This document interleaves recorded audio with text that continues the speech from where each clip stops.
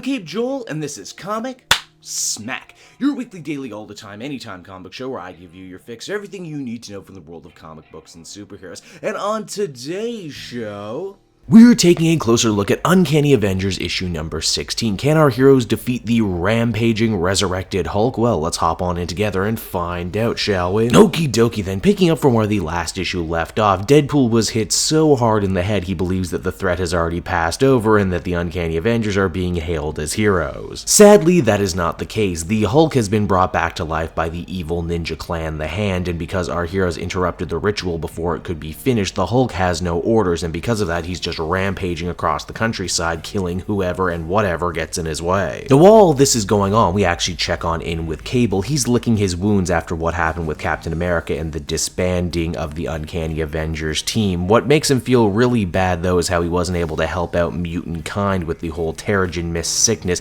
even though he threw on in with the likes of Toad and Sebastian Shaw. Although when he hears his team, his friends are under fire, he's incredibly quick to jump back into the fray. They're going to need a leader now more than ever, and Cable is more than happy to let that leader be him. And just with that, this book more or less became an Uncanny X-Force book. Back in Japan, the heroes throw absolutely everything they have at Zombie Hulk, but it's becoming more and more apparent that they're not going to be able to bring him down in a straight-up strength contest. Their friend really is gone, and this rampaging husk of Hulk is going to hurt more people if they don't manage to stop him. It's Elektra, who has a long and storied history with the Hand, who says that the only way to defeat a Hand creation is to cleanse it, preferably with fire, and considering that they have the Human Torch on their team, and he's really only good at burning stuff, I guess they know what needs to be done. But Brother Voodoo wants to try one last magical method before everything is said and done. After all, it was his brother who kinda got them into this predicament in the first place, which he hasn't really mentioned yet, so he wants to at least try to fix things. This means Janet the Wasp actually gets quite creative, climbing up inside the eardrum of this Hulk monster and trying to direct it towards a place where it'll be nice and secluded. This plan ends up backfiring catastrophically, and the Hulk only gets that much closer to a giant nuclear power plant because, Japan and nuclear power get along really good, right? And the Hulk gets along even better with nuclear power, so this should all end real well. Uncanny Avengers number 16 was another solid issue in this series. It's funny to think for a minute there, Uncanny was probably the best Avengers book going, and it explains why this one